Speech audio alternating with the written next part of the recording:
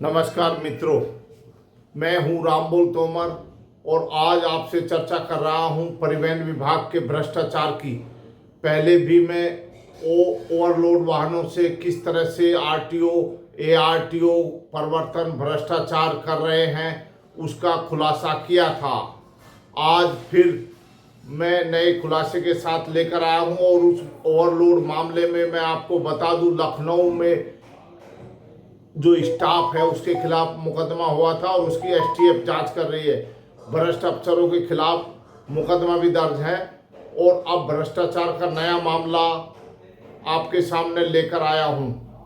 परिवहन विभाग में किस कदर भ्रष्टाचार है, पूरे प्रदेश भर के आरटीओ, एआरटीओ कार्यालय में ड्राइविंग लाइसेंस के भ्रष्टाचार के मकड़जाल में कैसे जनता फंसी हुई है और फिर किस तरह से इसमें भ्रष्टाचार हो रहा है, कैसे कर्मचारी इसमें संलिप्त हैं, वो सब मैं आपको बता रहा हूं। प्रदेश भर के आरटीओ और एआरटीओ कार्यालय में ड्राइविंग लाइसेंस देख रहे करीब 320 कर्मचारी जो निजी कर्मचारी थे, पहले उनको दलाल और भ्रष्ट बताकर हटा दिया गया था।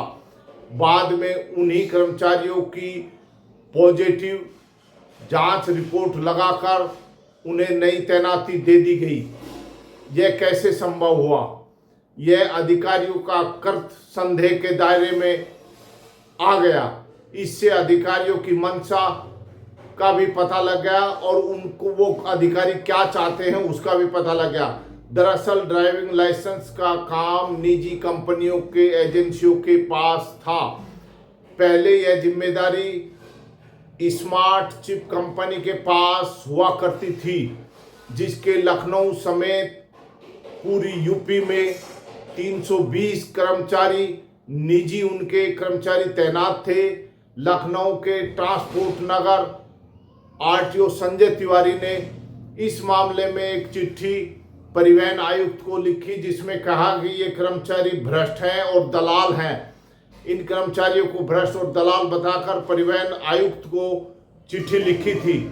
अब सवाल उठता है कि जिनको भ्रष्ट और दलाल कर्मचारी बताया गया था, उनको ईमानदारी का तमगा कैसे दिया जा सकता है और उनको कैसे नई तैनाती दे दी गई, जो तमाम सवालों के घेरे में है।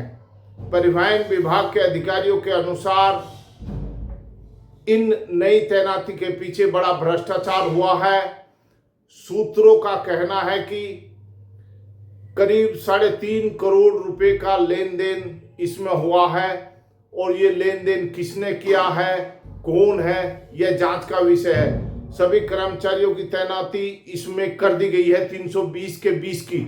इसमें लखनऊ मुख्यालय की एक महिला अधिकारी और पुरुष अधिकारी और कई आरटीओ और एआरटीओ की भूमिका संदेह के दायरे में बताई जा रही है। उन्होंने ही इनकी पॉजिटिव रिपोर्ट लगाई है और उन पर कार्रवाई हो सकती है। इसमें करीब 3.5 करोड़ रुपए की वसूली होना बताया गया है।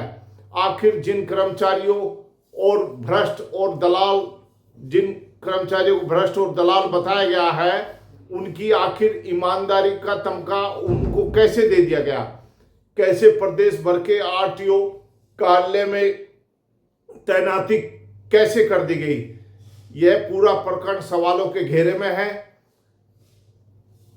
और इसकी शिकायत मुख्यमंत्री कार्यालय को भी की गई है। मुख्यमंत्री कार्यालय ने इन शिकायतों को बेहद गंभीरता से लिया है। इसके बाद इस पूरे प्रकरण की जांच मुख्यमंत्री कार्यालय से आरंभ कर दी गई है।